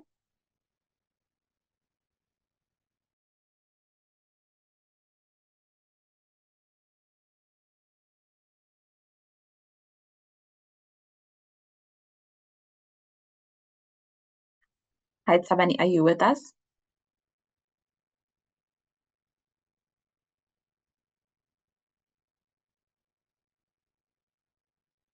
Okay, we'll move on to the next person. Percival, you are up. Please unmute your mic to ask your question. Greetings to everyone. I was curious on what time does the bus departure, like what time does the bus arrive at our race and leave, or will that be addressed tomorrow?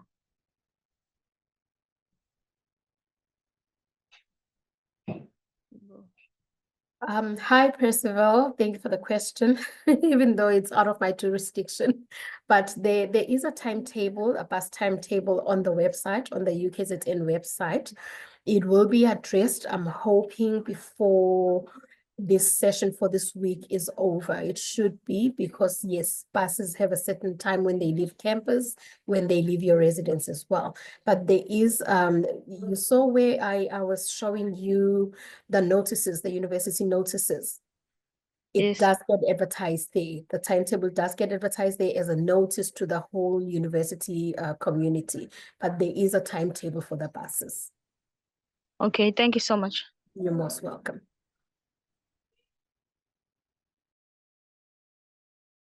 Thank you so much, Pindi. Chantal, I just saw your message now. I think you are welcome to address the questions that you have picked up from the chat box to students. Thank you. Thank you, Ayanda. So I've gone through the questions and I noticed that quite a few questions are repeated. So what I'm going to do, I'm just going to go through them quickly and share whatever information I need to. So we won't have so many questions, right? So I'm just going to start with that Grammarly document first that everyone's requesting. I did see it in the chat. I'm not sure if you haven't seen it, but I'm going to show you where you can download that document.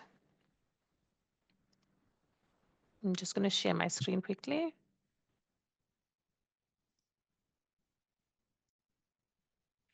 Okay, so we have a ULOP site where there's learning material, right? So I've gone directly to the Grammarly one, and you'll see that the exact same document is uploaded here, right? So I'm going to quickly send this link in the chat, and you can download it from there. I just want to send it to everyone. Okay, so this is where you can get that Grammarly file. A lot of the other questions were about the first year experience program.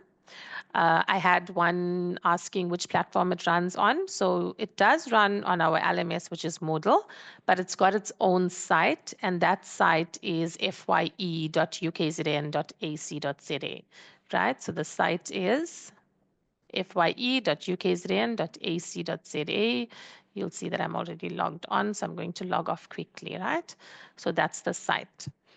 So basically, all students who applied, not necessarily all who have registered, should have received an email from fye@ukzn.ac.za. So this is telling you, it's welcoming you to the FYE program, and it's giving you your login details. Okay, so it gives you your username and it gives you your temporary password. And then it also tells you to start using it where you need to go. So if you go to that email and you just copy this link and you go into FYE, you're going to log in with the details that you have been given via email. Once you log in, you then need to change that password if you prefer that, right? So it looks like I've spelled my name wrong, but I'm just going to try these details.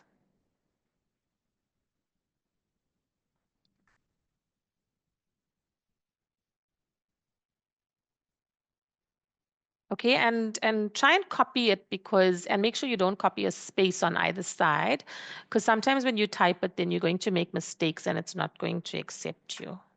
I rushed and created this account, so I hope it works. Okay, it worked. So you're basically copying that information from that email. The current password will be the password that they gave you. So I'm just going to paste that there. And then the new password will be what you want it to be. It's giving you all the requirements there as well. So make sure it meets the requirements so that it can accept the password. You click on Save Changes and we can now continue. Okay, so this is what the FYE site looks like when you first get into it. It goes straight into the dashboard. Okay, and it has the calendar similar to Learn. You can either click on Home, where you'll see FYE, or you can click on My Courses, right? So you'll notice that all of these courses are locked, right? So this means that the mentors and coordinators need a key to enter it, and basically you as a student would have been added to it. So if, for example, you click on here and it's asking you for these keys, right? Your mentors are not allowed to give you the key, because if they do, just hold on one second. Anissa, if you could please add my account to Unit 1. I've spelled my name with the V instead of a C. So if you could please add me, right? So if you are not on the unit, so you basically automatically pulled into the unit, but there may be instances where you are not on the unit, right? And you come to this screen.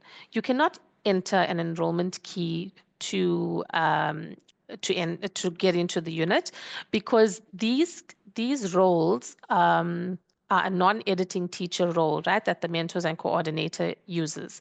And progress is not saved for these roles. So the progress is only saved for a student role. And you have to either be added manually, the way Anissa is adding me now. So that's only if you come to this screen. You're going to send a request to fye@ukzn.ac.za and ask to be added to Unit 1. So your coordinators and your administrators attend to that mailbox, and when they get your email, they will let us know that we need to add you, and you can then log in. So you don't want to use the wrong one, because if your progress is not saved, once we delete the incorrect account and add you as a student again, everything that you have covered will not be saved. You'll have to repeat it. So even if your mentor in error says, no, it's fine, use the enrollment key, say, no, I cannot use the enrollment key because it's an incorrect role. Okay. Anissa, have you added me?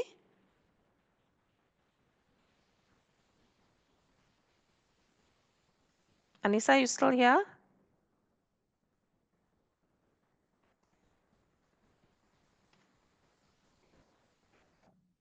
Okay, I'm just going to add myself quickly.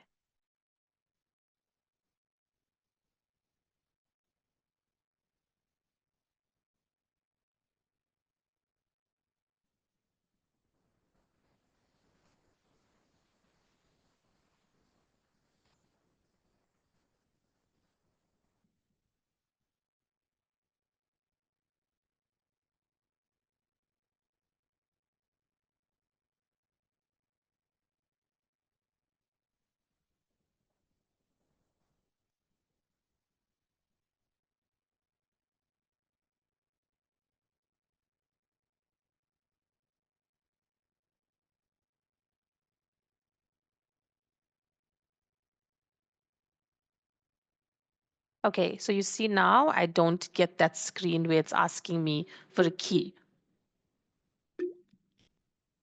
So all of the questions that you asked, you were talking about your lecture timetable. So you would have had a training session about FYE yesterday. So this is the actual site. And some of you had questions about the timetable. So you'll see when you go through topic 4, it will tell you exactly how to do the timetable. So you need to go through these units in order to do your timetable, right? So you'll click on read, and then it's telling you what the learning objectives are. And as you navigate through the different pages, you'll see that it's giving you detailed information on how to create your timetable, right? So you're going to find that in topic 4 under unit 1, and you only have access to unit 1 because we haven't released any of the other units. Then you'll see here you've also got library. There weren't any questions about that. I'm just going to go.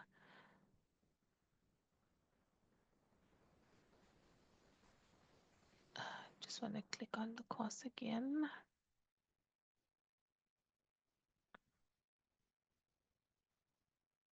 So we've got our documents here as well. I'm just trying to see where they've put it up.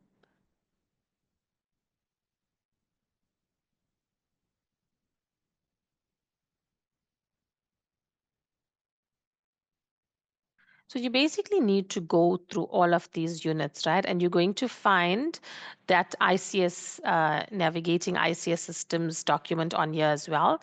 So some of the topics will be locked and will only become available as you navigate through. So you're going to go through topic 1 first, then you're going to go to digital literacy, and you'll see that you'd get to that document as you go through this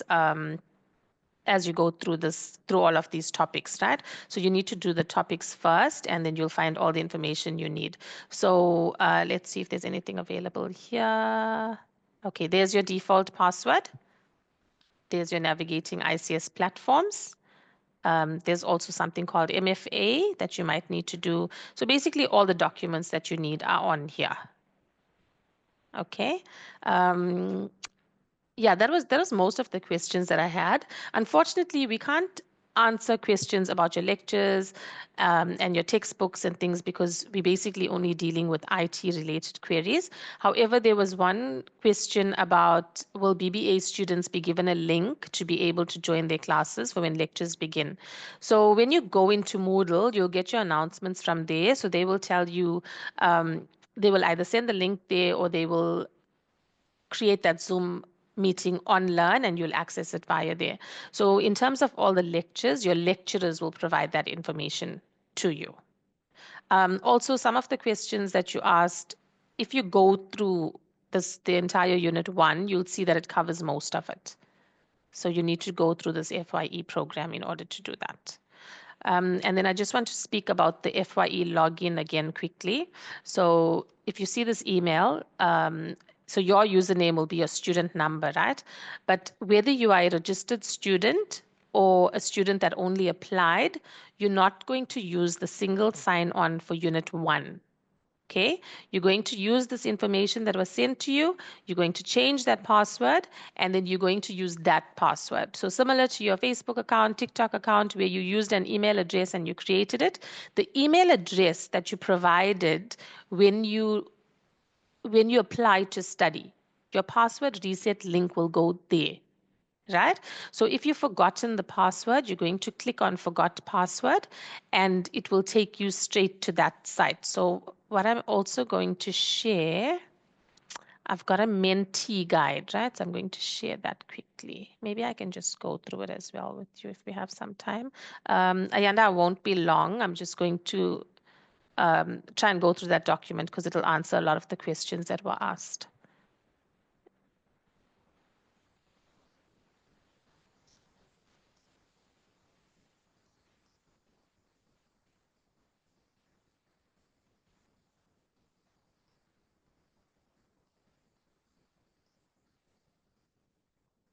Okay, so this is the mentee guide, right? So I've shown you that email live. Remember, it comes to your email address that you put when you registered, okay? And it's not using your UKZN password. So in order to access the FYE site, you can use any of these browsers. This is the website. I'll share this document with you. So it's fye.ukzn.ac.za. This is the email that you will receive. You'll notice if you receive the email already, at the bottom of it, you've got your contact details for your coordinators so they can help you. There were a lot of people who said they've not been assigned mentors, so you can send an email to that person to request who your mentor is. There were some that asked if it's compulsory to have a mentor. Yes, it is compulsory, as they will guide you through the FYE program. So if the coordinator for CLMS can please put in their email address in the chat so students know that they can contact you if they need to find out who their mentor is. Please note that this coordinator is purely for FYE. So if you're going to send queries about, other stuff that we don't attend to, you're basically going to flood her mailbox and it's going to delay the responses. So only FYE queries will go to this coordinator that's going to share their email in the chat. Okay, so this is that email I was talking about that you'll receive. Once you go to the FYE site on the top right, you're going to click on Login. You're going to enter your student number and the temporary password you received via the email that you supplied to CAO office. So some of you may have used your parents' email address, you may have used your school email address or your brother or your sister's email address because you didn't have an email address. What you need to do is you need to ask your mentor to contact the coordinator who has rights to edit your profile and update that email address, right? The lines of communication are your mentor, and the mentor will contact the coordinator and you will receive feedback from the mentor. The only time you contact the coordinator is if you do not know who your mentor is, right? If you do not have your own personal email address, then you need to ask your mentor to assist you with creating one and then request that the coordinator update that email address.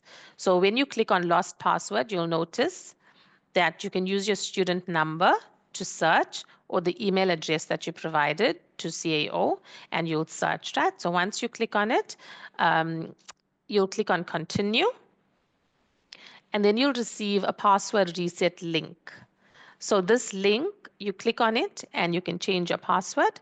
The link is only valid for 30 minutes. So if you've requested the link, you need to ensure that you go into your email and change your password as quickly as possible. Okay, so we've gone through this, how you need to change your password and make sure that it meets all of the requirements, and you'll click on Save Changes. Then you'll select FYE Unit 1, 2025. If you are already added on, as I've mentioned previously, you'll go straight into it. If you've not, you'll see that option for mentors and coordinator keys. In that case, you need to send an email to fye@ukzn.ac.za or let your mentor know that you need to be added to this unit, right? Once you go into the unit, you'll have to navigate through all of the topics. And then these are the topics that are available. At the end of each unit, you'll get a certificate. Try not to jump from one topic to another, like go from 1 to 3 or to 4. Some of them are locked and will not allow you to proceed. But if it does allow you, try not to do that. Try to do it in sequence and make sure that you finished it. Just a reminder that completing the FYE program is compulsory now, because in order for you to have a degree complete, you have to have completed this all 4 units of the FYE program. The units are released at different times during the year as the program runs throughout the year. So if, for example, you've done Unit 1, you didn't do Unit 2, you've done a bit of Unit 3, Unit 4, come 3 years later and you need to graduate, but you haven't completed this, you will not be able to graduate. Okay, so I cannot stress that enough. Please ensure that you complete this program. It is very, very important. So if Unit 1 is locked, you can email fye@ukzn to request that you be added to Unit 1, or you can let your mentor know and they can let the college coordinator know. So I said the email address, if you've used a different email address, you're going to ask your mentor to contact the college coordinator, or you can email fye@ukzn.ac.za and we'll update that profile for you. They can assist you in creating one, and you must ensure that your profile is updated to include your new email address so that you'll get your correspondence on there, right? So you'll notice sometimes you've completed, I'm going to try and wrap up, Ayanda. You'll notice that sometimes you've completed the topics, but your progress is showing that it's not 100%, right? So there's a difference between grades and overall progress. Your progress can be 100%, but your grades cannot be 100% because not all activities have a grade. Right? So some activities don't have a grade, so it's never going to add up to 100%. But if your progress is not showing 100%, it means that you've left out topics. So you need to go in, check that you've completed it. Only once you've completed it, you mark it as complete, and then you'll see your progress will go to 100%. I think I'm done. Okay, so remember what it says. If in doubt, contact your mentor, or you can email fye@ukzn.ac.za, and a coordinator or administrator will be able to assist you there. Thank you, Ayanda. Thank you so much, Chantal, for all that information. It's a pleasure. I am going to hand over to my colleague, Pindi, who would also like to address a few of the questions. And after Pindi, Bongeka, I would like to request that I see there's quite a few questions that popped up about like mentors and students being allocated to mentors. So please, can you just address us on the progress in that, and then we'll close off the session after. Thank you, colleagues. Thank you, Ayanda. Thank you again, Chantal. I just remembered while Chantal was wrapping up her response to the Q&As, every time you communicate with the university, especially the office that I'm in, the college academic services, please use your UKZN student email address. Do not use your Gmail. The reason for that is that we have to adhere to the POPI Act, and we cannot answer on a Gmail account because we've allocated you a UKZN email address as a student. Please use that all the time. Always, if you're asking a question, if you need help or whatever it is, use your UKZN student email. There was a question about BBA, the lecture times, as well as if the lectures will be online. The lectures will be online. They normally commence at about 5:30, depending on what the school has decided on, and about 3-4 hours, and then they end. But the exams will not be online. The exams are normally physical, not unless the school decides otherwise. There was a question about critical social justice. It's very important because the person was asking if they should attend all the presentation or the lectures or something like that.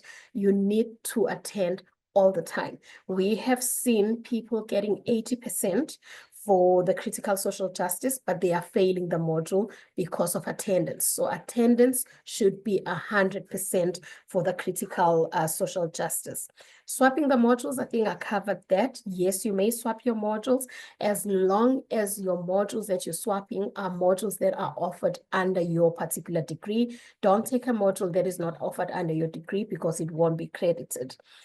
There's a question about fees clearance. A sponsor has sent a document to confirm sponsorship or a bursa, and it's been sent to fees. Please use Freshdesk. If you go onto the university website, there is a link for Freshdesk. Unfortunately, I won't be able to share it here because it really won't show as good. But if you just go on our website and search for Freshdesk, you need to raise a ticket there and say I've paid, or the sponsor confirms or the bursar confirms that they have sent the documents, please assist me. Then it will raise a ticket for you and then somebody will respond. It will not be an immediate response because of the volume of requests that come through. So it might take a few days, but please be patient. Somebody said the timetable is too heavy, doesn't have breaks in between, they're attending all the time. Oops, that's life at the university. You will attend as per your timetable and the timetable blocks that you have chosen. It's really unfortunate, but we know that you've got the good results from matric, so you can handle university. Majors are compulsory. Somebody asked if they need to choose the majors. Yes, majors are compulsory. Lectures start on the 14th of February. Somebody was asking as well. The change of curriculum, you cannot do the change of curriculum just to change the blocks, the timetable blocks. Change of curriculum, it's a curriculum, it's modules that you registered for. So it's not for blocks at all. It's for modules. Then the module that you're changing into will offer you a new block. Then you can change the block there, but it's not solely for changing the blocks, it's for changing the modules. The semester 0 or the semester naught, that's a year-long module. So if you see any of your modules having block 0, it's not confused, the system is not incorrect. That is a module that is offered from February up until October, November. So it's a whole year-long module. I think I've tried to sum it up quickly as I can, Ayanda. Yes. The race registration, they do publicize the date on the iEnabler where you register. So when they say registration for residents starts on this certain date, please log in on that certain date and register for your residents as well. I think that's just about all that I could pick up from the questions relevant to where I am. Thanks, Ayanda. Thank you so much, Pindi. Bongega, over to you. Okay, I'm not too sure what could be going on there. Sorry, Ayanda, I see that there's a message in the chat from the administrator for FYE. Allocation of mentors has begun and we are still allocating mentors as students register or accept offers. Some of students have not updated their details and we're sending emails to their personal and not student emails. If email was used when applying at the just missing this out, was not the student or has changed, students can email us and we will make use of the up-to-date contact details. Oh, okay. Okay, I see that message on the chat. Was it shared to everyone or just us and I the think, list? no, just to us. Lisa, please can you share it to everyone so all the students can see the message? Thank you so much, Olise. Colleagues, thank you so much for joining today's session. Tomorrow we have our last session. We will have our student support service office, where they will be addressing us with more issues or questions that you may have. Please do join tomorrow's session. If you still have some more questions, yeah, that'll be the last session tomorrow. So thank you so much for being with us thus far. We will see you tomorrow. Thank you so much.